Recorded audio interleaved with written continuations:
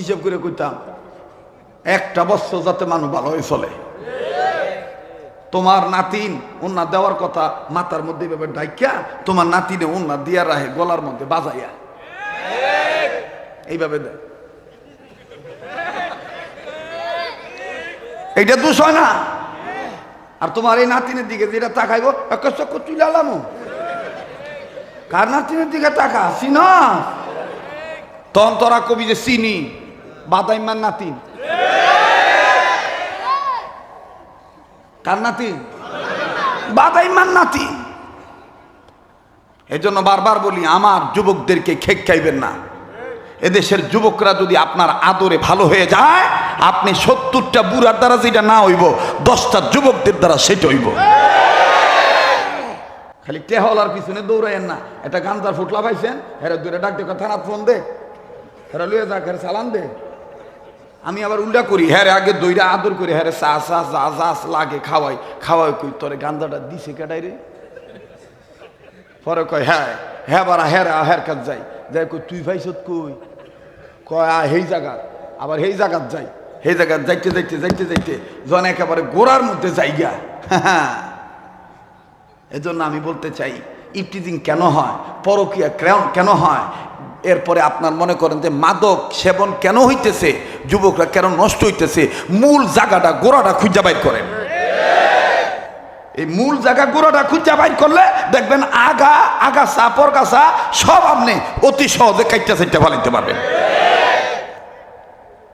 আল্লাহ তাআলা আমাদেরকে অল্প কথায় এই আমাদের সামাজিক অবক্ষয় রোধ করার তৌফিক দান করেন।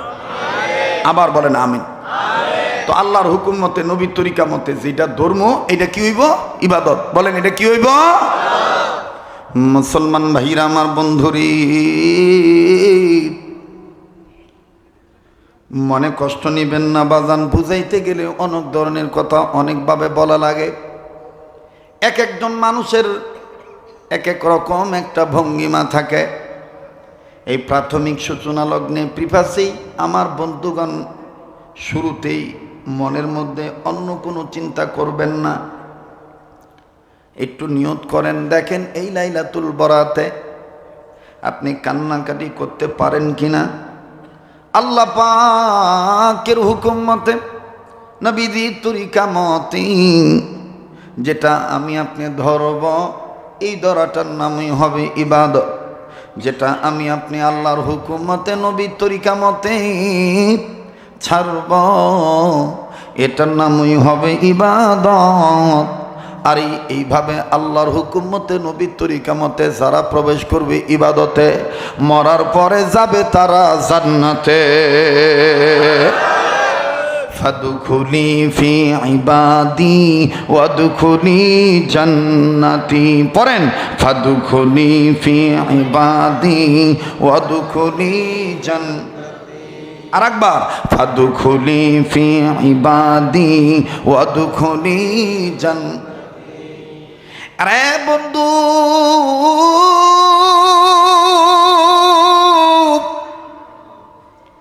এই সবে বরাতে রাত্রিতে কে কোথায় আছো আমার জানা নাই। ওই জায়গাতে থেকে তুমি ক্লিন সেন্স নিয়ে কথাগুলি শোনো। অপরিচ্ছন্ন দামাগ নিয়ে তুমি কথা শুনলে বুঝবা না। ভাই বাজানো মা বোনেরা, আমি আপনাদের বিরোধিতা করার জন্য আসি নাই। আমি শুধু বুঝাইতে চাই, নিজে ভালো হইলে জগৎ ভালো হইয়া যায়। কথা বলেন ঠিক না ব্যাঠি?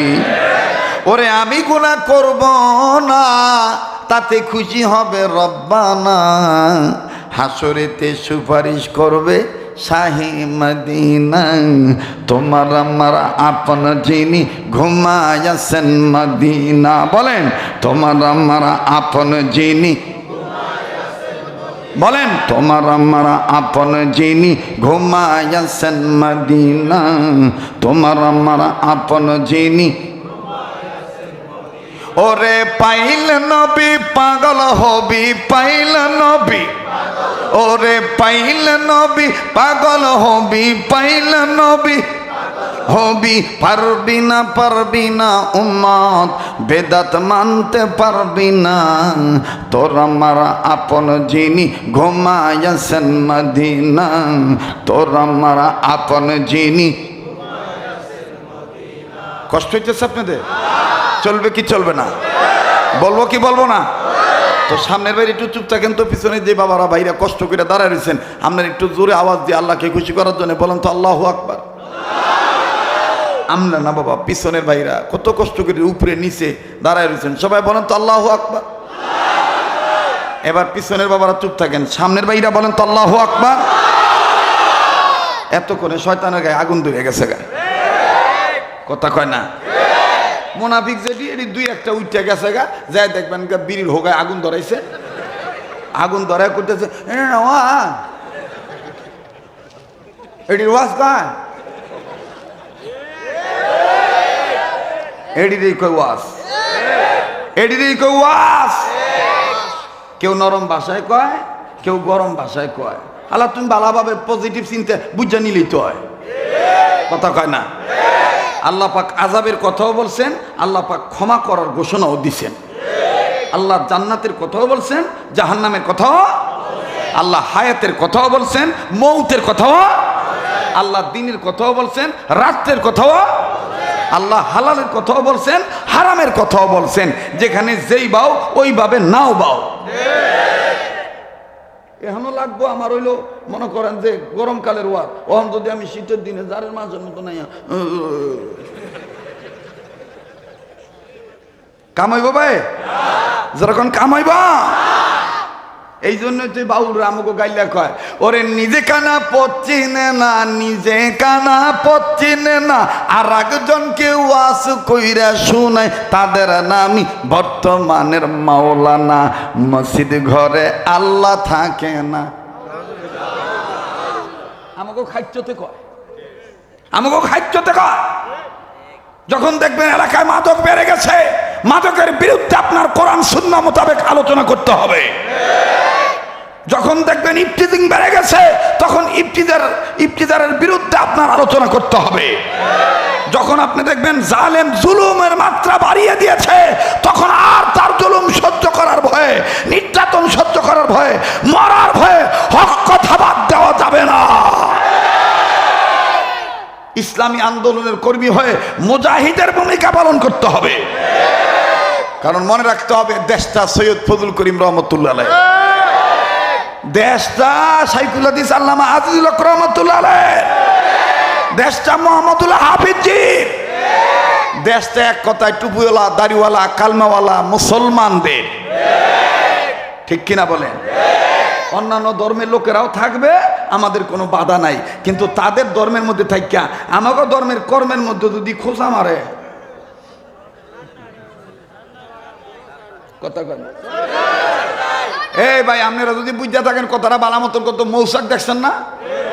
মৌসাকে যদি একটা আপনি দোয়ায় কোনো চুরা বিসমিল্লাহ একটা চাকা মারে, আপনারে কি কইব? যে তুই আমারে চাকা মারছ, তাই একটু আদর করে দে, এম সুমাইব একবারে হুলা আলাইব, কথা কন।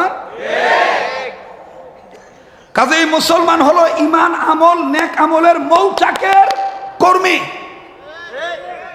এই মধুমক্ষিকা, এই মৌচাক, তারা ইমান আমল আল্লাহর হুকুম নবীর তরিকা মতে ধইরা নিয়া চলতেছে। এই চলার মধ্যে কেউ যদি কয় না এইভাবে চালান যাইব না, বেড়া বেড়া থাকবো না, উর্ফে বেড়া থাকবো, ভিত্তে বেড়ি হইতেইব,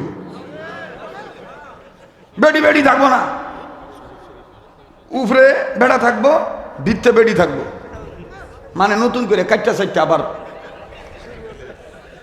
বোঝোস না তোরা কিছু নাকি? আচ্ছা, তোরা একটা কত কত নারায়ণগঞ্জের ভাইরা, এই এলাকার ভাইরা, নারায়ণগঞ্জের যারা স্থানীয় এবং যারা এখানে বিভিন্ন অনেক দেশ থেকে তোমরা এখানে যেহেতু মিল ফ্যাক্টরি এলাকা, ইন্ডাস্ট্রিজ এলাকা, অনেক কর্মীদের বসবাস। বাবার আপনার একটু কথাটা বুঝে থাকলে বলেন তো দেখি, মুসলমানদের কাদা হয় কয়বার? কথা কয় না? মুসলমানদের কাদা হয় কয়বার? এমনি ভাবে করতেছেন মনে হয় কাদাও হয় নাই। মুসলমান পুরুষ গো বালে কইলে মানে বালে কর আগে একবারে কাটে কয়বার?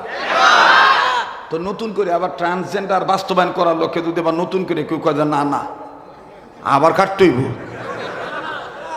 এইটার প্রতিবাদ যারা করব না, এটা যারা সমর্থন করবো, আল্লাহ লেখা করুক আর বইলা করুক আর যেভাবেই করুক আর চুপ থেকে করে সমর্থন করুক, বুঝতে হইব এটি আকাটার দালাল।